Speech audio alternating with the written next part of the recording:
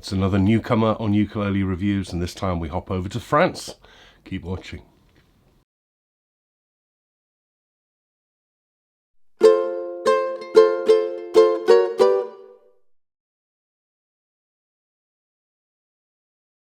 Hello, welcome back to GotAUkulele. It's review day as ever. Summary video review. Below every one of these review videos is a link that'll take you back to the website where you get a lot more information about this instrument, all the other reviews, and lots of other information there on the website too. There's also some links down there where you can help out to keep this site going by making donations, because I'm not a commercial enterprise doing paid for adverts. So the only reason I can keep going is because of people like this who very kindly donate. It's what keeps the site bringing you stuff every week. So my eternal thanks go to those people. And you can always help me out by subscribing to the channel as well. If you hit the bell symbol, you'll get notified when new stuff goes up. Right, yeah, over to France. I think it's probably my first French instrument. A little while ago, a chap called Mathieu Terray from Saint-Georges-de-Didon on the west coast of France got in touch.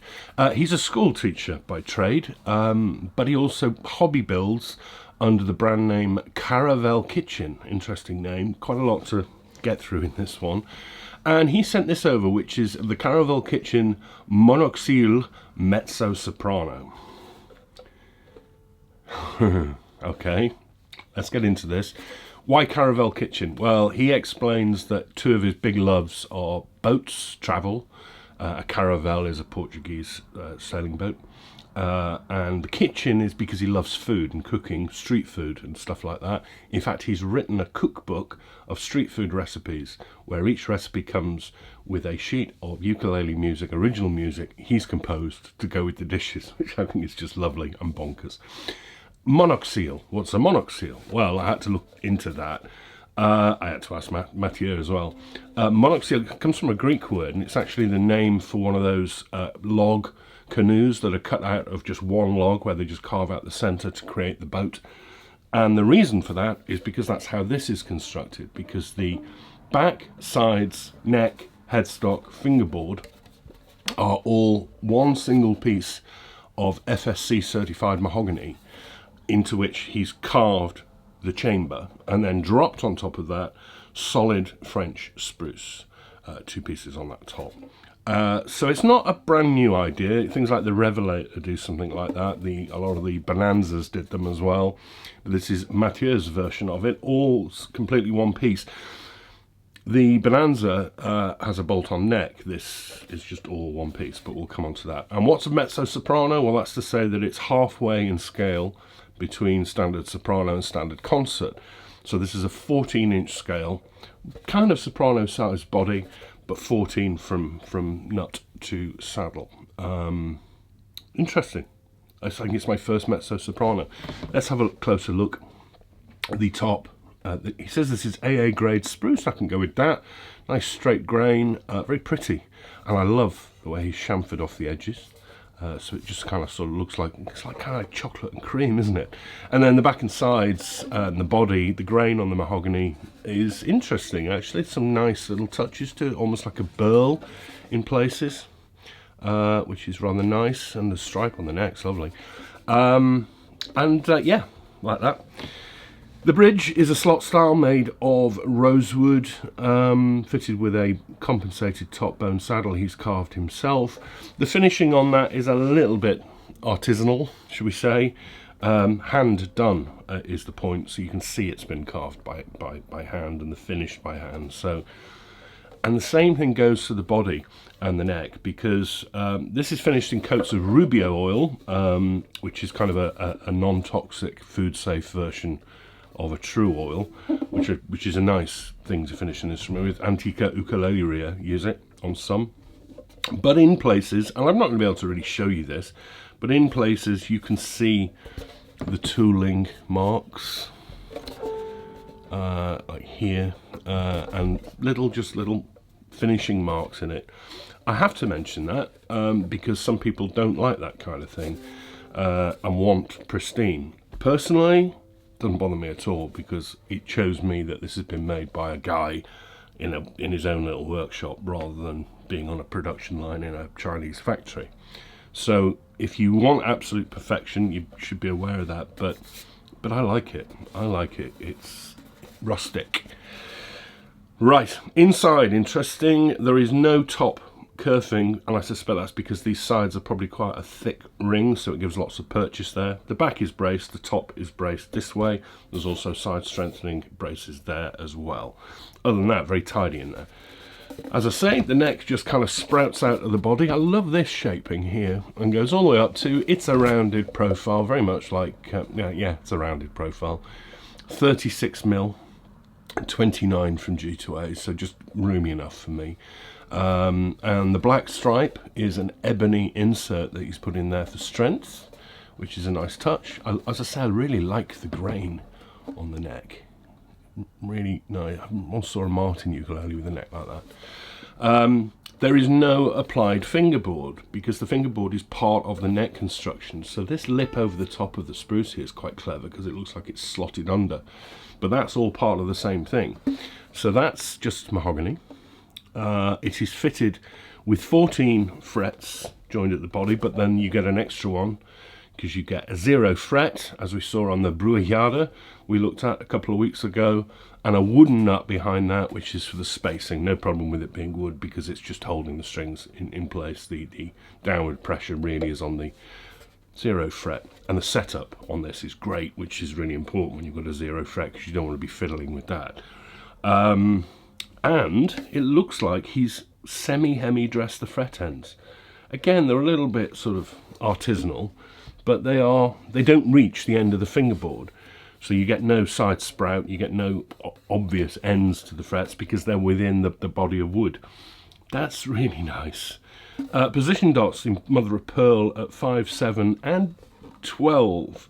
I've got no problem with those numbers. I miss one at the 10th personally. That's a very subjective thing, but that's the one I tend to gravitate to for finding myself. 7th to a point, but the 10th I do tend to use quite a lot. There are, however, no side dots. There should be. There should be. It's a Ludia build. It's handmade. You could get in touch with him and say, you make me one of these, but put side dots on it. And I don't think he's really going to, it's not going to change the world for him to do that. But they should be there. He should have put them on for the one he sent to me, I think. Am I being too difficult there? The headstock is this open frame, very reminiscent of the Magic Fluke Fleas. I talked about finishing being artisanal. It's quite rough in places here and in here. And also you can see the pilot holes that he's drilled through for the tuner fitting that have gone all the way through, which I think is kind of an ugly look that it didn't need. I mean, these are little details, aren't they? But they're there. It'd be wrong for me to not mention them. Fits with these pretty cheap, actually, open gears with rear-facing black buttons. The tensions of them are all over the place. They're easily changed for something better quality, but these aren't very good tuners. Okay, they work, they're holding tuning. Fitted it with Martin M600 fluorocarbon strings, just the strings I use a lot on Sopranos. I think they're very good strings. And the price, again, these are going to be variable depending on your specs, but in this spec with the solid French spruce top and the all one piece mahogany back and sides, €320. That's coming in. That's under 300 quid in the UK. That's not a lot of money for something that's been made by someone outside of China with the costs of things in Europe. That's a remarkably good price. What is it with these Europeans doing stuff like the Bruyada one was? You know, that it's not a lot of money. I'd expected this to be quite a bit more. €320. Okay, well I like the concept. I think it's really cute. I think it's charming to look at. Yeah, there's a bit of rough finishing here and there, but it tells me that it's been made by somebody rather than just churned out on a production line. So it doesn't bother me. It's incredibly light. 460 grams. It balances really nicely as well. So light, you don't know you're holding it. So we've got to come on and have a play of it because I'm liking this. Now, little thin body. Is that going to zap volume and sustain? Also, spruce top on a little thin body. Is that going to be very bright? You're starting to hear it now, aren't you? I've been playing this a lot. Volume first. I don't know how that makes that much noise. Lord above, it's got punch, core, and the sustain. Where's that coming from? You hear that shimmer? It's still going. There.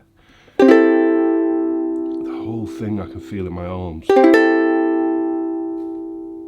That's lovely. Long sustain. It is very bright sounding. The spruce being part of that reason, the thin body being part of that reason, but also the strings being part of that reason for me.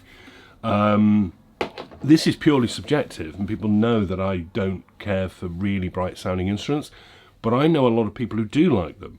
So I've got to be objective about this, not subjective.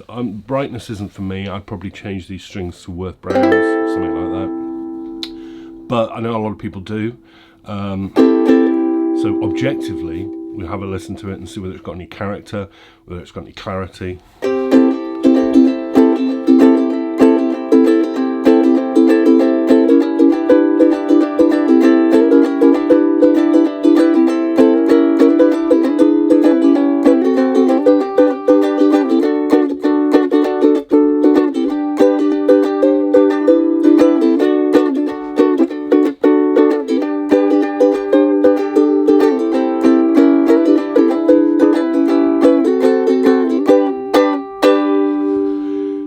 That's really peppy, jangly sound. That's very much that soprano. You play sort of jazz chord progressions like that one. Very bright. So that works for that, I think. I really like this finger pick though.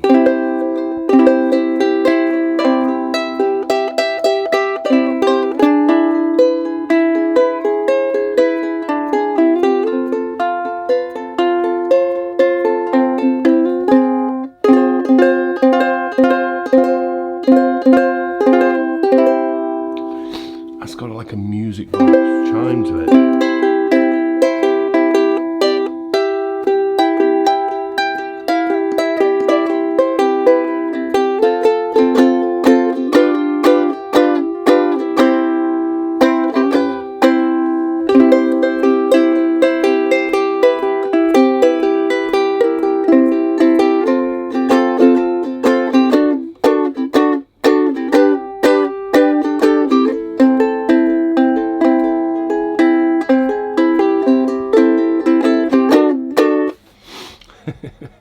I'm so glad you got in touch, Matthew, because that's a lot of fun. It's a really nice concept. As I say, it's charming, I think. Those people who are wanting finished perfection, look away. I rather like that, though. I can't get over the volume and the sustain that's coming out of it. Where's it coming from? There's not enough body there to be doing that. That's just... how dare it? Yeah, the Caravelle kitchen, Monoxyl Mezzo Soprano from Mathieu Terray in France. Yeah, a hobby builder, but you know, I just love it when I come across people like that who just go, I have fists of ham when it comes to building things or DIY or anything like that. It just boggles my mind when I see people are just sort of like, oh, I'm going to make a ukulele, and he does this. And he's got loads of other stuff as well, harp ukuleles and things like that on his website. Really interesting stuff that he's building for fun. 320 euros from him. That's not a lot of money for what this is. I mean, this is Wake the Dead. So you play this at your ukulele club, they're going to be telling you to go and stand at the back. So loud. Okay, thank you very much, Mathieu, for lending me this one. That's been really interesting to look at. Hope you enjoyed that. Thanks for watching and thanks for your ongoing support. I said last week I had 2 more coming, and this being one of them. Actually, I now have 2 more coming before Christmas. I'm here next week, and then the week after, and then it's my Christmas break. So 2 more for you in this calendar year, and interesting ones too.